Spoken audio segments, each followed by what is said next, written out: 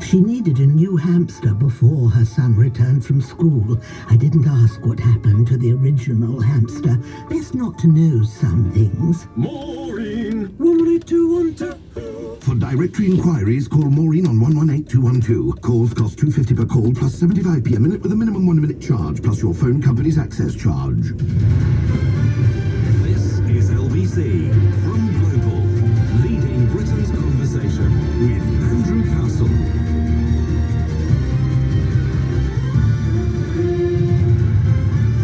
Latest numbers, the latest tragedies in just a second. 3 minutes past 7 is the time now. Andrew Castle with you, and a pleasure to have your company once more on LBC. It's the 26th of April.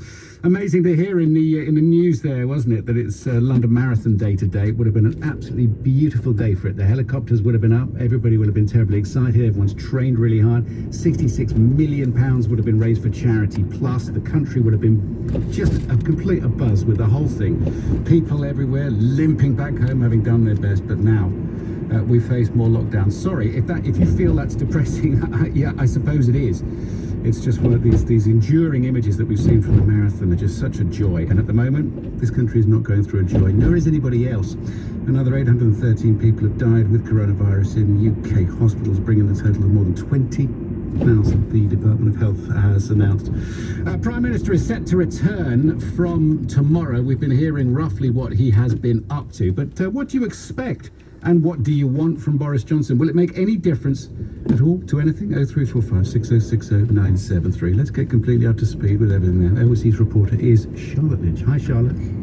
Yes, and the Prime Minister will return to work tomorrow, but he is walking back into number 10 to a very difficult situation, as of course yesterday we passed that grim milestone of 20,000 COVID-19 related deaths in UK hospitals, and that makes the UK the 5th country in the world to pass that total. The news came before the Home Secretary Priti Patel led yesterday's daily government briefing. As the deaths caused by this terrible virus pass another tragic and terrible milestone, the entire nation is grieving. My deepest sympathies and condolences go to those who have lost loved ones. And I would like to pay tribute to the selfless frontline workers who've been struck down by this virus. Their exceptional public service and sacrifice will not be forgotten. Now, you might remember in March, the government's chief scientific advisor, Sir Patrick Vallance, said that 20,000 deaths from COVID-19 would be a good outcome. Every year in seasonal flu, the number of deaths is thought to be about 8,000 excess deaths. So if we can get this down to numbers 20,000 and below, that's a good outcome in terms of where we would hope to get to with this outbreak. But I mean, it's still horrible.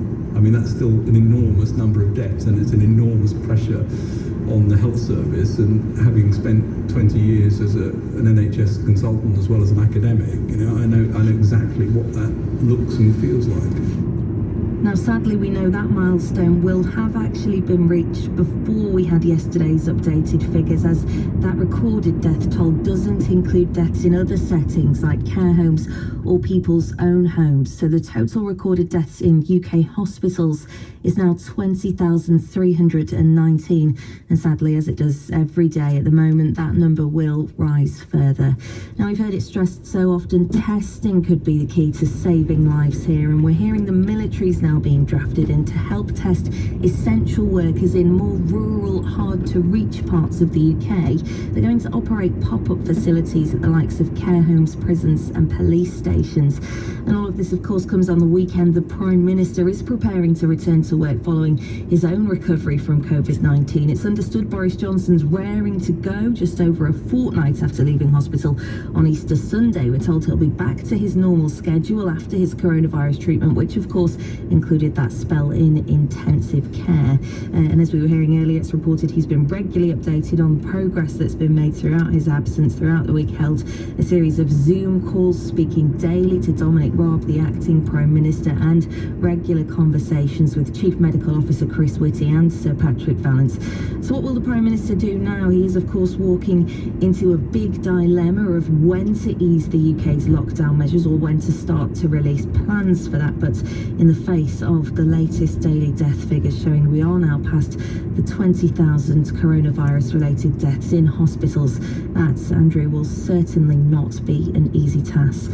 Charlotte, thank you very much indeed. So what do we want from the Prime Minister tomorrow? What difference will it make having him back at the helm? Another person he's been speaking to is Donald Trump. We understand it from Chequers, poor thing. So we'll discuss Trump and how he's pulled out of his latest briefing over in the United States a little bit later on. But what about this 20,000 figure used by Sir Patrick Vallance as some sort of a benchmark on the 17th of March? 20,000 people, he said, dying would have been a good result. Of course, he qualified that by saying that each and every one of those is a tragedy. Joining me now, Professor David Spiegelhalter, author of The Art of Statistics and professor at the University of Cambridge. Professor Spiegelhalter, welcome to the program.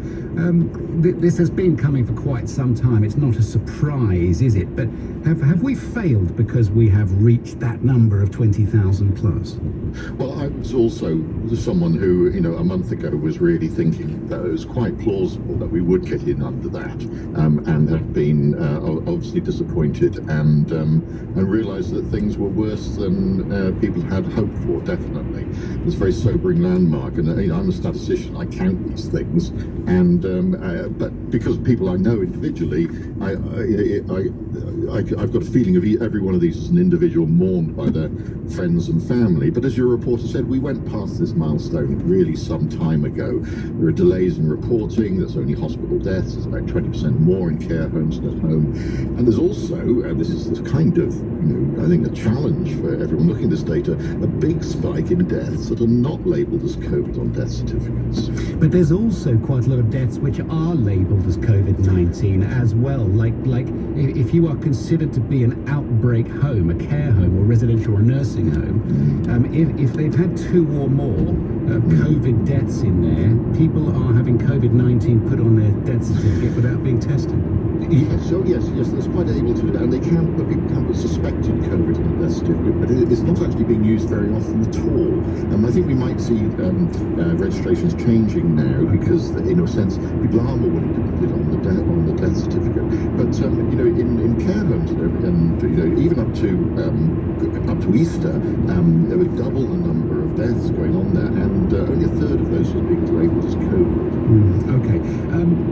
We listened to Sage, we listened to Sir Patrick Vallance, to Chris Whitty, we listened to your good self.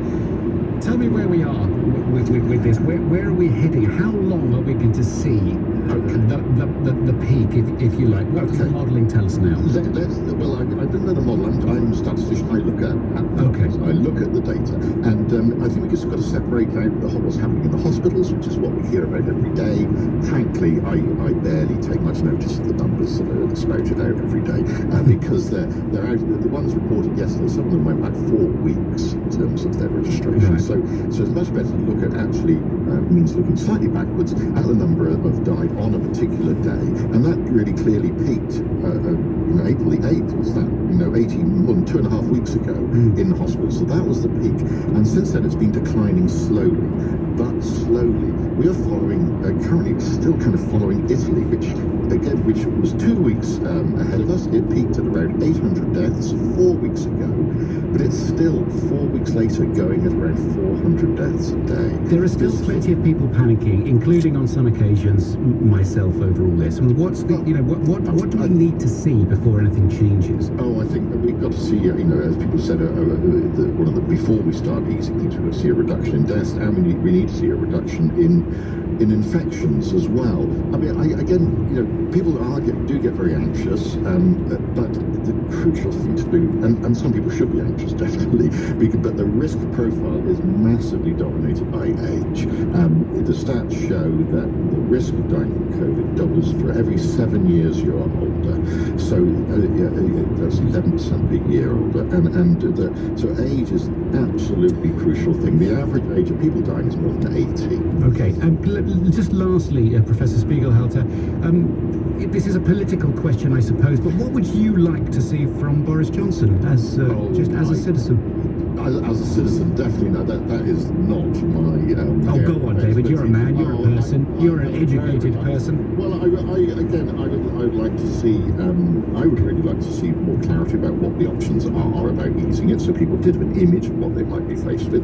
To acknowledge that there's uncertainty, that we don't know, and we cannot claim with confidence about the effectiveness of anything yet, even though other countries are somewhat ahead of us. But we do have very good skilled scientists and modelers who can give an idea of what will be effective and what won't be. Okay. So I would love to have some image of what future life might be like. The crucial thing, it is not going to go back to normal until we have an effective vaccine. Thank you very much. Professor David Spiegelhalter, author of The Art of Statistics, a professor at the University of Cambridge. Harry Phibbs is now with us, journalist at Conservative Home, a leading Conservative blog, of course. Harry, good morning to you. We understand that he will be back at the helm tomorrow. They're saying that he's going to put a full shift in already.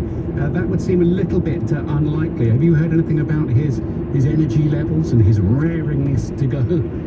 Well, what I've heard is what I've heard in some private conversations is what has also been reported in the media, and I think that we can all sort of imagine, knowing his personality, that he would be very eager to get stuck in, and very frustrated at having to stand aside at such a critical time. How much has his absence affected the government's ability to handle this crisis, do you think?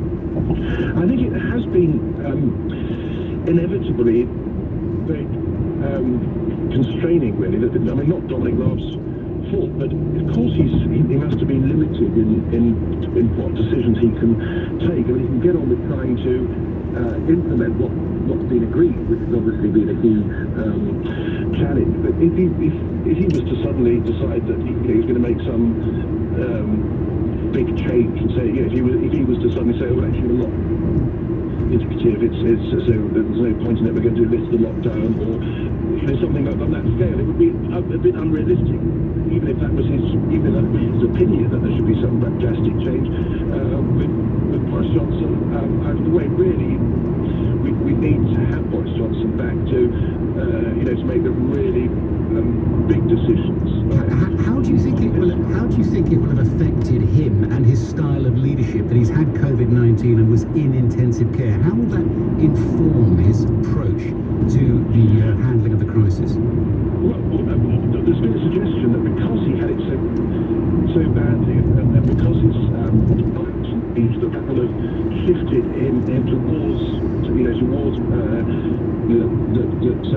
the only thing that matters is saving lives in terms of coronavirus, and sort of disregarding some of the other considerations. I think he's sufficiently sort of open-minded and intellectually rigorous to make the very difficult judgments about having to take into account other things.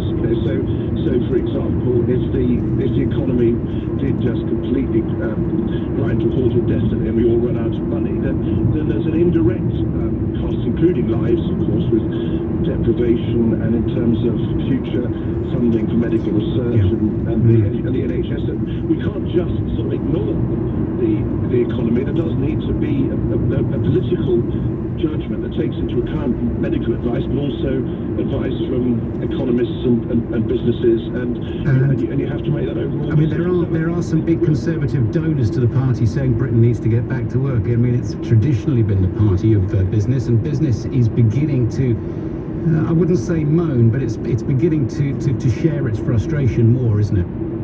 Well, I think it would be whether they're Conservative donors or other businessmen would be just pointing out, look, this is the reality, that when each day this goes on, we're losing billions of pounds, and the idea that the government can just indefinitely just sort of bail us all out is clearly is unrealistic. So that has to be. That has to be taken into account, has to be a consideration. And, okay. and it's not just the sort of workload of being Prime Minister, but I mean, it's a bit like sending people into a war, isn't it? That if you're actually making a decision about life and death, it's not simple, because you're making a decision to save lives in one way, in one category, by one set of decisions, but then potentially costing lives indirectly. Well, this is a little bit what the ex-Chancellor was Philip Hammond was talking about yesterday. He said, and Harry, thank you very much, Harry Phibbs, journalist at Conservative Home. He was saying yesterday, Mr. Hammond, no fan of Boris Johnson perhaps, but he was saying that the next phase, politically, unbelievably complicated and delicate to get right. Is Boris Johnson the man for the job? What do you want from him? What difference is it going to make? Who's at the helm when you've got a pandemic that we know so little about still? Running rampage throughout the world. 0345 6060973. What difference do you want Boris Johnson to make? And speaking about another leader across the Atlantic, Donald Trump didn't even turn up for a press briefing today. Why? I'll tell you about that after the travel with Joanne Webb. Thanks, Andrew. Good morning. On the M25, one lane is closed clockwise between junctions 25 at the A10 and 26 at Waltham Abbey, and that's because of an accident. In Berkshire, the M4 is closed in both directions between junctions 6 at Slough and 8-9 at Maidenhead, and that's because of the roadworks. In Buckinghamshire, in Loudwater, the A40 London Road is closed in both directions, and that's following an accident. On the trains, Gatwick Express, Hull Trains and Grand Central services all stay suspended. Other lines are running, but to a reduced service. And don't forget, you should only be travelling if your journey is essential. This is LBC. We are the people who care for the people. Today, tomorrow, always. We are nurses, radiographers, physiotherapists. We are hundreds of roles with endless opportunities. There's over 1 million of us and growing, giving quality care to be proud of. We are the NHS, and we are recruiting near you. And from September, we are supported with £5,000 per year to train. There's never been a better time to join your local NHS. Search NHS Careers. Applies to England only, subject to eligibility. Across the nation, we've been discovering loads of new ways to get moving around the home. Why not join in? Join the lounge lunging, the 1-2 punching, and the star jumping while the spaghetti's on the hob. Yes, careful, don't let that water boil over. Join the... oh gosh, I can't remember the last time I stretched that out. The training as not so usual, with tins of beans swapped in for free weights. And the cheeky conference call squats. Go on, it's not like they can see you. We can see you now. Join the impromptu dance parties happening over the phone. And the just 5 more minutes of playing astronauts and aliens in the garden. You could even join in the afternoon unwinding, however you fancy. Whether it's a shimmy, twist, or a side bend. Join the chair dips, the leg lifts, and the just shaking things out for a bit, happening all across the country. It's time to stay in and work out. Join the movement to see how you can get moving. So stay in, work out. Listen to Raj go. Polyrhythm, paradiddle. A drum solo so epic, he nearly forgot his mom's birthday back in Delhi. Good thing Raj has Western Union on his phone and can send money quickly online. Download the app today. This service is provided by Western Union. FX games apply. Andrew Castle on LBC. Your texts are always cracking on a Sunday morning first thing. I'll go through the papers in a second. We're across the Atlantic to see what Donald Trump has done now. Let's look. Sam in Redhill, what difference will Johnson make? This is my question this hour. What difference will Johnson make? What do you want from him tomorrow when he's back at the helm? Sam says, I expect he'll be as useless as before, giving out incorrect advice, such as shaking hands with virus patients and visiting elderly relatives. All right, Sam. Richard's in Chelsea, he says, how on earth can the government have an exit strategy from the lockdown without knowing when the virus will peak, start to abate, and there's a vaccine. Any exit strategy will change daily. Well, this is the adult debate that we are talking about, and Sir Keir Starmer, the new leader of the Labour Party, has talked about, and Nicola Sturgeon in Scotland as well. I mean, do we want to have that daily changing debate right now or not? We've got the 5 tests in front of us. I mean, what can Boris Johnson do with that? He's not going to change those. Somebody else says, bet Johnson still takes every weekend off. I mean, if you're not a fan of Boris Johnson, you don't care what he has to say, and you don't care for the experiences that he's been through or whether he's ill or not. I mean, it's ungenerous and it's lacking in compassion, isn't it? To be honest. I keep hearing that life won't go back to normal until we have an effective vaccine. But my question, says Dal Northman, but my question is, what if we never find an effective vaccine, just like all other coronaviruses, question mark. Excuse me. So there we are. There's your text coming in this morning, 84850. What difference can Boris Johnson make? After more than a month of these White House coronavirus press briefings, the President, Donald Trump, stayed behind closed doors on Saturday after advisors reportedly warned the President that his appearances were hurting his campaign. Do you know what? I mean, for a good laugh every single morning. If he wasn't President, it would be great, wouldn't it? But he's President, and he is utterly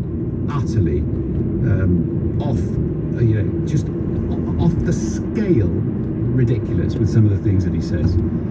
You do not ingest or inject bleach or disinfectant. Not only that, you don't joke about it, because there's an awful lot of really thick people out there who will do what you are talking about.